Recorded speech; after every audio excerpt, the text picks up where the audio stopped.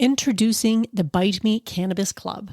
The Bite Me Cannabis Club aims to be an inclusive online space for cannabis lovers. Whether you're simply curious about how cannabis can improve your life or you're fully seasoned, there's always more to learn. When you join the Bite Me Cannabis Club, you'll have access to like-minded people interested in cannabis, monthly workshops, live Q&As, recipes and recipe swaps, digital cookbooks, a fully functional chat feature, and a whole lot more. For a limited time, it's only $5 a month with a 30-day free trial so you can try it out and see if it's right for you. This isn't just another Facebook group or confusing Discord channel. I carefully chose a platform that offers a clear, uncluttered, and seamless community experience. See for yourself, join today, say hello.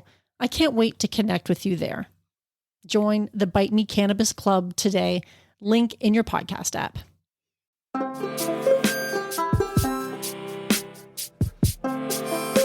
Hi friends, welcome back. I'm excited this week to bring you a conversation with Dan.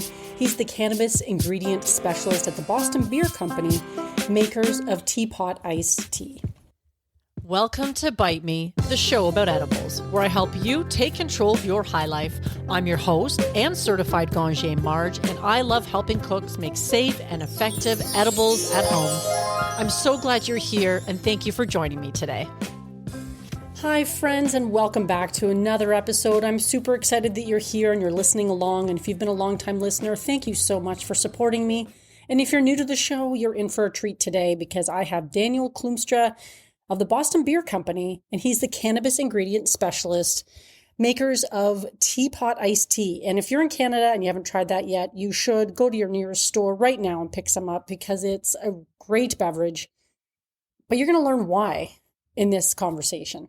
And Daniel is not only the cannabis ingredient specialist, but he's a husband, a father, a veteran, and also a certified Ganjier. And that is how I first met Dan. He's one of the few Canadian Ganjiers in Canada. And I must warn you ahead of time, I have a bit of a cold at the time of the recording of this episode. It's probably still sticking around a tiny little bit. You may hear it in my voice, but if you notice it, that's what that is. Tis the season for cold and flu right now. I know so many people who aren't feeling too well, so you'll just have to bear with that during the episode. But this is a fun and informative conversation about Teapot, the cannabis beverages space, what goes into making a cannabis beverage, and a whole lot more. So I hope you enjoy the episode. Be sure to check out their show notes because there's a lot of great stuff there too that you can get into to deepen your knowledge about tasting and cannabis beverages as well. So without further ado, please enjoy this conversation with Dan, cannabis ingredient specialist, certified Ganjier with the Boston Beer Company. I guess it didn't count down. Hello, everyone. I just want to say welcome to Dan, who is joining us today. And Dan, can you take a second and introduce the listeners of Bite Me, yourself, and what it is that you do? Hi, everyone. My name's Dan Klompstra. I'm a veteran, a father. I did a tour overseas. I'm a husband, a certified Ganjier, and currently I'm the cannabis ingredient specialist for the Canadian subsidiary of Boston Beer Company, meaning I develop the liquids that you put to your lips. That's really cool. And that's exactly why I wanted to have you on to talk about today. But I didn't know actually that you were a veteran and a father and all those kinds of things. But we did meet via the Ganjier program. And so maybe before we get started, you could talk a little bit about your experience becoming a Ganjier. And maybe we can talk a bit also about how that helps you in your work right now. Geez, my experience becoming a Ganjier was kind of a very unique journey. I've been a medical user of cannabis for almost a decade now, working in the industry for a handful of years. And I've became a steadfast proponent of quality cannabis and kind of the methodology behind it. Like what makes it quality? What can we do to improve the product coming out at all times? I'd have to say the benefits of the certification are really multifaceted in my field. Insight into cannabis culture, knowledge of processing methodology, cultivar expression expectations, general overall knowledge, they tend to benefit me greatly. Yeah, well, that all makes sense. I'm sure you're bringing all of that to your work. And I have to say that one of the benefits I've found with the Ganjier program is just the network of amazing people that you connect with. And that's one of the reasons why we're talking today. I should mention we're both Canadians, so that's kind of a cool thing. There aren't a ton of Canadian certified Ganjiers, so that's a little check mark there too, I guess. But how did you get into the world of product formulation in the first place? Well, as we've seen in cannabis space over the last few years, it's kind of turbulent and tough for many in the space. I was at the point of looking for a new role within cannabis, and I came across the product development role for Boston Beer Company. It wasn't something that I thought I was overly qualified for, but it definitely piqued my interest. I hit many of the qualifications and kind of decided to apply. I'd always enjoyed twisted tea. Thought it was that something cannabis-like would be quite nice. So I applied to kind of what would be a dream role in my mind. And lo and behold, I was accepted. There were multiple interviews, but I landed the role. And right 2 weeks before I was prepping to head down to Garberville for my Ganjier 2-day hands-on and examinations. Oh, right before that. So before you were even certified, you managed to land this dream job. That's amazing. And you mentioned twisted tea. For those listeners who don't know what Boston Beer does, can you talk a bit about what other things that they make? Twisted tea being one of them. Some people may be familiar with that. Okay, yeah. On the alcohol side, Boston Beer has many big brands. Some that we know in Canada are Sam Adams, Twisted Tea, Angry Orchard, Truly Seltzers. In the States, they also have Dogfish Head, which is like, they call it off-centered ales for off-centered people. It's really a unique craft approach to making a very unique and delicious liquid. Right. No, so American and Canadian brands. I have sampled some Sam Adams and Angry Orchard a few times myself. So that just helps give people context that now they're breaking out into the cannabis beverages space with Teapot. And maybe you can walk us through the process of developing a formulation for a cannabis beverage from initial concept to getting the product on the retail shelves. Yeah, no problem. That's a big question, but I'll do the best I can here. So usually we'll be given a product brief, which is like a description of what the brand stands for, as well as what realm of taste the beverage should fall into, like setting up some expectations and kind of a little bit of a landing zone to aim for. We start with a very wide array of ingredients, choosing the best as we progress through, multiple blending iterations. After those many blends and sensory sessions, we do sensory on everything we do. We run stability testing to ensure it's shelf stable for the consumer, that they're receiving the cannabinoid content they're expecting, and flavor profile they expect. So even though your beverage may be only a month or two old, we have tasted it up to 1 year to ensure that it will meet those expectations. Right. Once we have our master formula, we hand it over to our co-manufacturer who scales up our recipe, and we dictate, critical control points to them to hit to ensure that we're giving it the best. We're bringing out the best liquid. Right. So every time. Can you talk a bit about those sensory sessions? Because that sounds kind of interesting. I guess that's when you're really getting into dialing in the flavor profiles.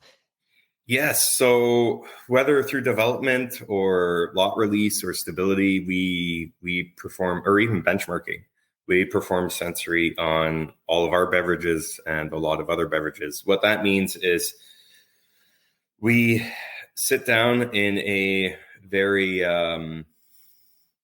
non-exciting room. Right.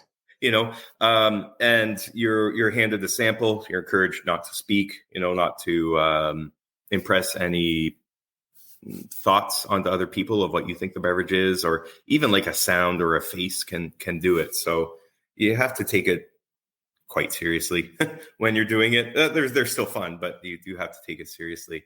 So we sample the beverage. We go over the sweetness, the bitterness, the sourness. We go over all the kind of flavor and aromatic points that we may be looking for, as well as points that might be control levers to pull on to maybe make that lemon juicier instead of peely, or something like that, maybe candied instead of juicy. Mm-hmm. So this sounds like a pretty collaborative process. That's part of the research that goes into creating like a unique flavor for a cannabis beverage then? Yes, it's Right. it's quite some time. All that sensory feedback is brought back into our formulations to progress those forward, and even for testing it up to long term. We still look for are there potentially improvements we could make in the future to bring that flavor and shelf stability out longer. And to someone like yourself, do you sort of bring forward some ideas? Because I understand, and you can correct me if I'm wrong, the mango green tea and Pedro Sweet Sativa was sort of your baby. So can you talk a bit about that? That one, yeah, that beverage took a lot of iterations. It's green tea and mango is challenging. Everyone has an expectation themselves of what green tea should be and what mango should be. And when you mix them together, there's almost new combinations created. So, going through those constant iterations of, is our mango aroma there? Well, maybe the aroma is not there, but the body of it is, the flavor. So there's many ways to approach that. Right. Are there any specific challenges or considerations you have to think about when it comes to formulating flavors like that? Yes, there are. There's a lot of challenges. Many cannabis beverages will utilize a nano emulsion for getting the cannabis into it. And while that's great for uptake and effects, there's things we have to consider that we don't want other particles, droplets interacting with the emulsion. That can cause some issues. There's also the potential of ingredients containing certain compounds that may not jive well with others. So ingredient to ingredient interaction is kind of critical over time. Maybe an example of that is cranberries or something quite acidic or tannin heavy could cause some issues.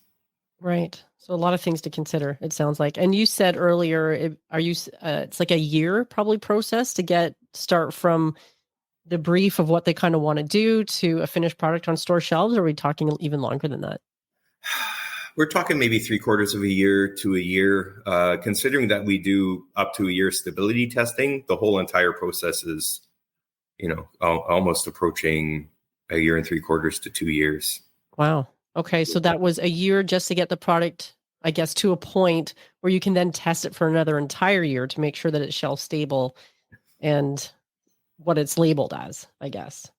Yeah, it can be challenging in cannabis because every time you put an emulsion or spike it, I call it spiking it with cannabis. There's a series of testing that you have to go through. It has to have a batch record and be released for us to do so. We have our supermen out there and superwomen who believe they're all powerful. And sometimes an edible will set them in their right place if they go that far. Secondly, the edibles you're used to prior to legalization can vary widely in potency. There's no real limits. There's no guidelines for how it goes out. We can always try to get as close as possible to what we believe is an accurate dose, but without a lab test, you truly don't know. You may think you have a high or low tolerance and be surprised with something you think that's a low dose that may send you out to space. Third, what cannabinoids are in it? Are you aware of the effects of those? Are you ingesting CBG, CBN, THCV? Are you aware of maybe some of those are stimulating or somewhat sedating? That's pretty important because, you want to assess your set and setting. You want to kind of figure out what you want to get out of your edible or what you're consuming. And if you're not consuming the proper cannabinoids and or ratio thereof, you're not going to get your expected outcome. And go low and slow. If it's your first beverage, even if it's 5 milligrams, drink half.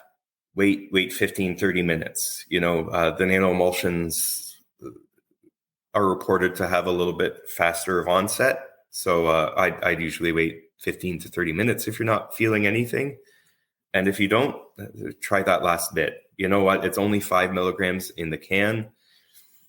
If it all hits you later at a certain time, you are still limited to that 5 milligrams in your system. You're not just hugging a bunch back to try to catch up to your expected effects.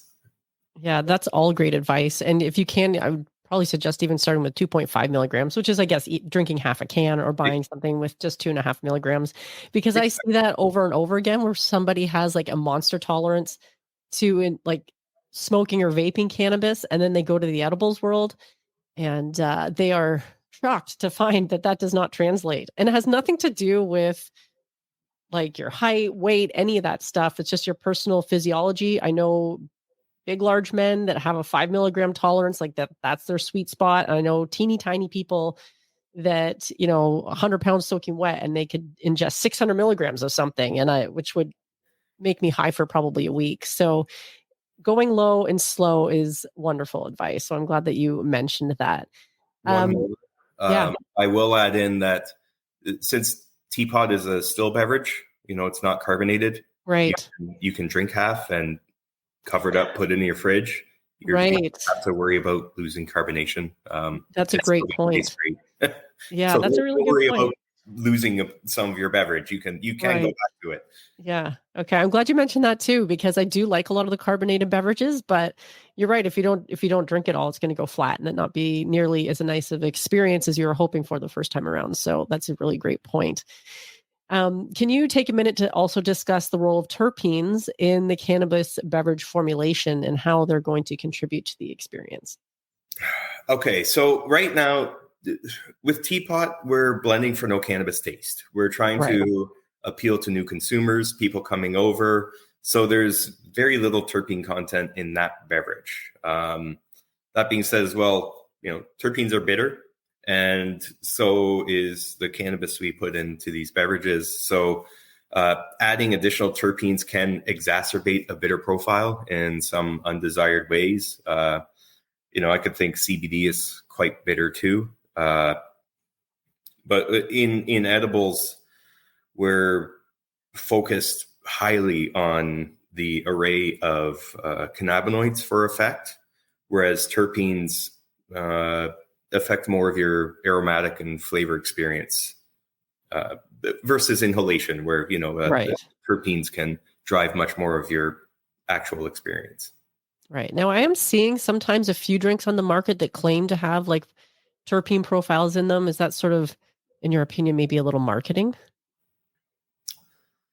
There's some marketing to it, but some of these flavor houses, these large flavor providers have very sophisticated laboratories and product development teams. So some of them are analyzing cannabis down to 200 to 500 individual compounds, and then rebuilding that back up and putting it into a beverage to hit that flavor profile.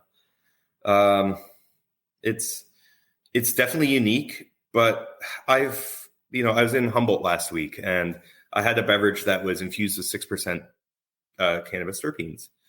And what I found from it was good. It was really good. They had a nice flavor profile to it. It was rounded, but the taste that you got from the terpenes, because there's probably only so many they put in there, was really singular. it went in a direction and it didn't have any body to it. So working with terpenes, yeah, can be very challenging because usually when we smell things or taste things, it's a bouquet. It's a large group of Right. aromatic compounds, whereas a terpene is just one of those that we feel expresses that thing well. Right. So basically what you're saying is some of those like the terpenes that we think of is a singular point, but out in the wild, if you will, we're enjoying it with a whole bunch of other things along with it. So it's not just one singular terpene that we're experiencing when we're smelling a lemon or whatever the case might be, or a flower. We're even smelling cannabis, Right. we can go through a ton of different terpenes, but each of those in even some small amounts, depending on the person and your level of detection, can make a huge difference. Right. That's something I'm still always working on, is improving my palate. It's always challenging, but a worthwhile pursuit for sure. I guess one of the questions I had for you as well is if you've had any particularly interesting customer feedback or stories when it comes to your cannabis beverages, maybe the one that you developed specifically or the suite of flavors available through Teapot. Unique customer feedback. I actually run into it more often than not, and I've been surprised a lot of the places I find it. Discord groups, Instagram, a few other, Reddit, of course, but also I myself, I'm not a sales rep or anything or a marketing activation, but I actually just like to go into dispensaries and talk to bartenders about what I make to make it more interesting to them and bring that passion forward. But I also take the time to ask them, do you have any questions? Do you want to know how that thing is made? What's the process behind that? What do these things mean on your ingredient list as to what you're ingesting? As even some of these infused pre-rolls can have quite an ingredient list. So yeah. So unique feedback. I entered a dispensary near to me recently, asked to purchase a few cans of Teapot, which I normally do. And the bartender really was enthusiastic and started telling me how awesome Teapot tastes and that it's sessionable and it's a nice complement to routine. She said, a lot of beverages out there can kind of stack with bitterness over time, especially if they're high cannabinoid content. That's going to kind of build on your tongue. Mm-hmm. And she called her thing sessionable. It was enjoyable over many, which was great to hear. I then, they told me that they generally sell it by the case, not by the unit, wow. which is also great to hear. I've been to a few dispensaries like that where, beverages aren't exactly a unit format that many people are buying. They're buying a case a week. They're bringing it home. They're consuming it just like they would anything else. Right. So, things like that, people returning to purchase more, recommending it to others, that's memorable. It gives me a warm feeling that our approach is justified and embraced. Right. So does that mean you're going into dispensaries and engaging in these conversations and then telling them that you're working with Boston Beer and Teapot? No, I usually go up. I ask about Teapot. Yeah. If they have it, usually that's my intro. That I talk about it a little bit. I work as a product developer for this. I could tell you more about it if you have any questions. That really approach it from an education standpoint more than anything else, because there isn't a lot of education out there, and a lot of people don't know how edibles or beverages function. Right. And honestly, a lot of processes, even for concentrates, extracts, some of these pre-roll types and these other product formats, there's very little information out there for people. So they love any chance to become more informed, to be able to guide a consumer in a more appropriate direction each time. That makes a lot of sense. And I feel like the cannabis beverages space, it's still relatively small, I think, compared to other product formats like you're talking about. But I see it growing myself. And like you said, those bud tenders that are saying it's sessionable, there's a lot of people that I've spoken to that were like, cannabis beverages are kind of bullshit or whatever. And they've totally changed their mind on it. And I see that as pretty exciting because there is a lot of great aspects about beverages, like the faster onset, it doesn't last as long. So if you're looking to, enjoy a cannabis high when you're out with friends or, using that instead of alcohol, for instance, you're not going to be high for 6 hours because you don't always necessarily want that. But there's so many great advantages to them. And a lot of canna curious people, I think, are particularly interested in beverages too. Have you been finding that as well? Yes. Honestly, one of the unique challenges I found recently is still getting to the majority of the population that cannabis is recreational, that there's dispensaries for one, which it's been 5 years now. Yeah. you think they know, but that beverages are a thing. Well, my question is usually, well, where can I buy it? The LCBO. And right. If you don't have knowledge about cannabis, a lot of people just aren't stepping into the dispensaries and just taking that leap of faith because it's not familiar for them. It's quite a unique situation. That's pretty interesting. I never would have thought of that, but you're right. If you're not really familiar with the legal landscape and you're not really super into cannabis and you haven't been to a dispensary, you're like, well, do I get them at the LCBO? That's where I pick up my wine and beer. Mm-hmm. So why wouldn't you be able to get your cannabis beverages there? But yeah. Exactly. So what I try to do, honestly, is I give out a lot of my teapot, my own teapot, to people. I bring it to family gatherings, just so even my family could try it. Right. I bring it to gatherings with my friends, even extended gatherings, and people are often very intrigued because they've never seen anything like that, and they find it's quite enjoyable once you kind of break over that stigma with them of cannabis. Right.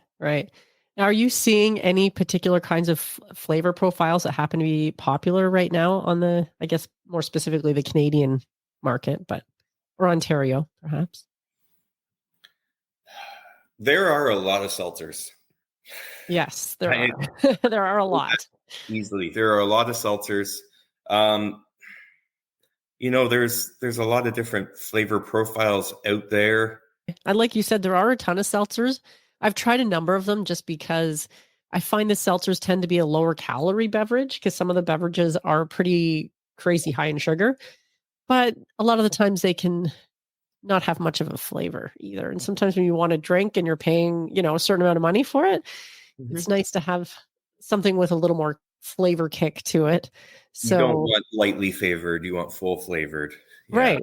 Yeah. And even on your calorie point, that's an interesting point to bring up because, the Cali Sober movement is something that's becoming more prominent. And even with people looking to monitor their caloric intake, cannabis beverages are generally half the calories of any alcohol, counterpart. So it's very appealing to people when they do see, generally calories below 100, sometimes averaging around 35 to 50. So that's a great way forward. I think that's a very something that'll be in demand and people are looking at, and people are coming back now and asking about what type of sugar, what type of sweetener are you using?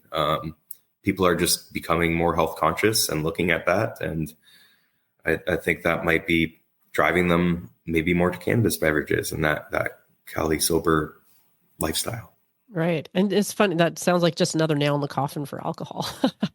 Because it seems like these days there's a lot of people are sort of looking for other options to alcohol because of its, the health factor, hangovers, and how bad it is for you. And that's not even considering, like you said, the caloric intake of having several beers, for instance.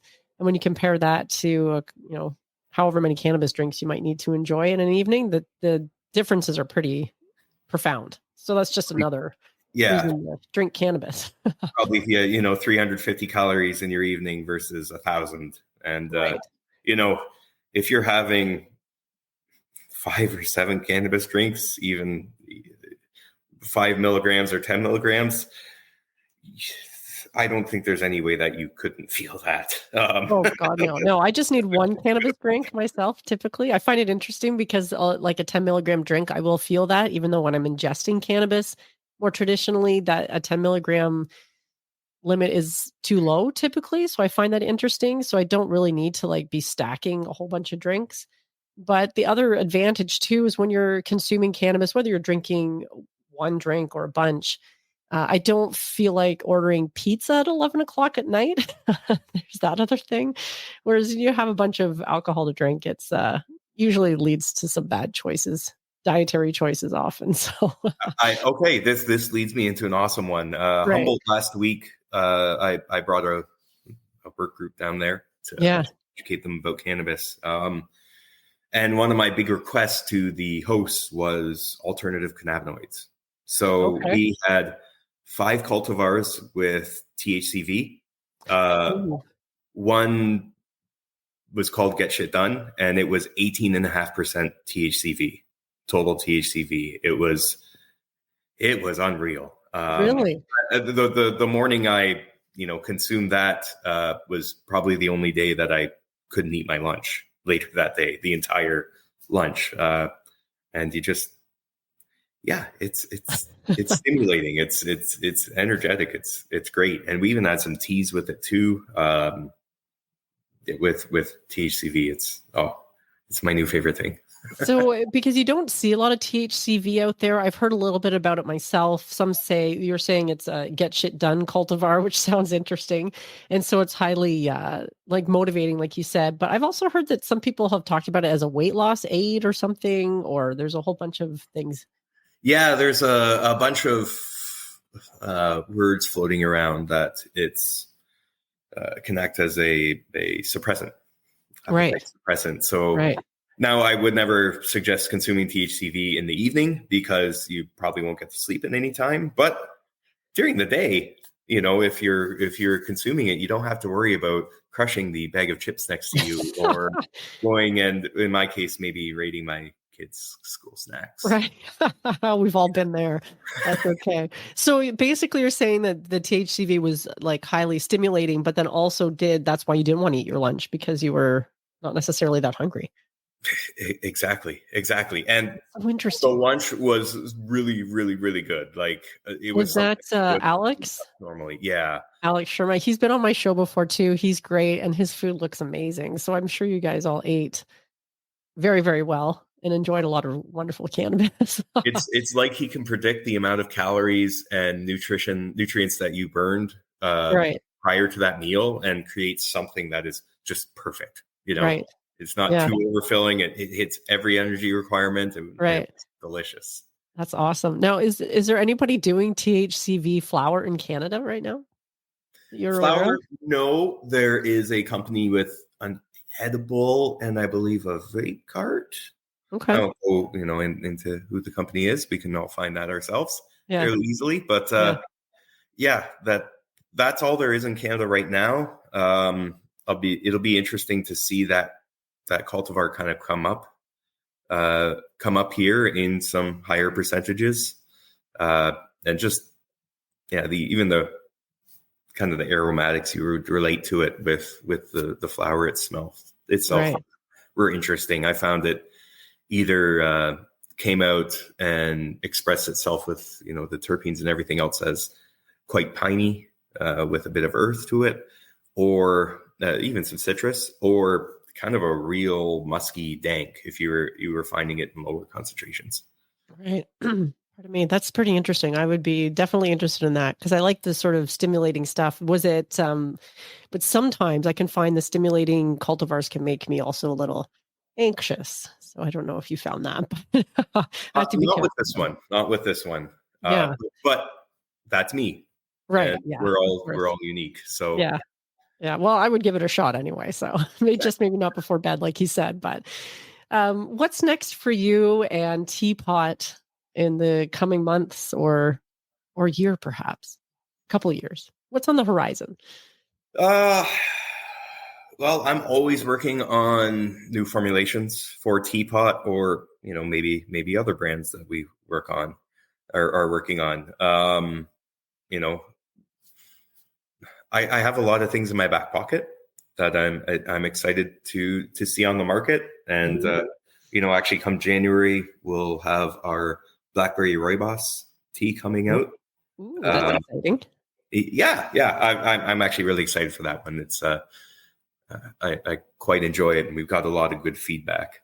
You know, otherwise, there's a lot of exploratory blending, looking into future concepts, and then, you know, even at home, I'm getting into, you know, a little bit of testing, a little bit of benchtop blending, just stuff that you can't legally do at co-mans or at production facilities. So we'll try to get a head start on the day that we might be able to do those things legally. Right. Is that blackberry rooibos? I guess that would be a tea, another tea. It is under Teapot, yeah, but that we can be technical here. Rooibos is a tisane. Right. Okay. It doesn't come from Cannabis sinensis, which is the tea plant. Okay. So there's that differentiation, but honestly, everyone calls it a tea anyways. We know it as a tea. So right. It's blackberry rooibos coming out. Right. Well, I like that because I find that I've tried numerous of the teapots out there. Maybe all of them, I think. But the flavor combinations are really interesting. And I think that's one of the things that sets you apart from some of the other beverage makers on the market, where it's just, I don't know, boring, or a seltzer with a little splash of flavor or whatever, you know. So the teapot flavors are really nice. They're very sophisticated. So for anybody who's looking for something nice to bring to, you know, a little gathering, family gathering, some of the instances like you were talking about earlier, it's a great idea. And I'll link to those in the show notes so that people can find them in Canada. Is there anything else that you're excited about, whether it's professionally, personally coming up for you want to share? Professionally or personally coming up? Geez, you know, I'm always big about continuing education. So even though I'm almost 40, I'm looking at going back to university and getting my master's. You can never stop learning. You can never know enough. Right. And that kind of speaks true for cannabis too. You know, absolutely, it's been legalized. Research is only now being done outside of Israel and other countries. Like, there's so much we don't know. There's so much even about the aromatics that we don't know. You know, we claim THC is king, but you know, after a little bit of time, oh well, THC isn't king. It's kind of singular on your high. It's not rounded. And then, you know, we start talking about terpenes. That's awesome. We're talking about more and more things, but still, we don't have that whole pie yet. We still have like only 2/3 of it that we know about. And the future where, you know, some of these laboratories for fragrances and other things that test for thiols, aldehydes, esters, everything else will run some cannabis through. I think they're probably limited due to legalities. They're probably all American or something, but finding out more about that and finding out what causes these aromas so we can even dive deeper into finding something very appropriate for your own self, so you can go to the dispensary and really hone in on something. Yeah, I love that, because I find continuing education for myself, whether someone's entering into a master's degree program, congratulations on that. That's going to be challenging for you, I'm sure, with your work and family life, but I have no doubt that you'll be a success at that. But the continuing education is so important, and that's why prohibition has been such a detriment to learning more about cannabis, because that stops all the research. And we, like you said, there's so much that we don't know. It feels like we know, but we just don't.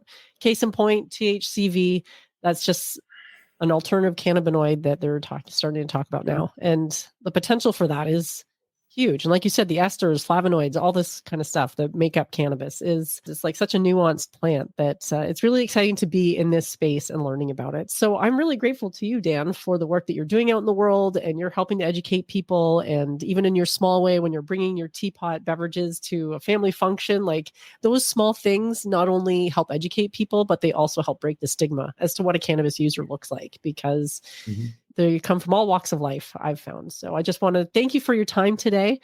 And I wish you all the best in your future endeavors. Thank you. And if I could just have a moment to plug Teapot.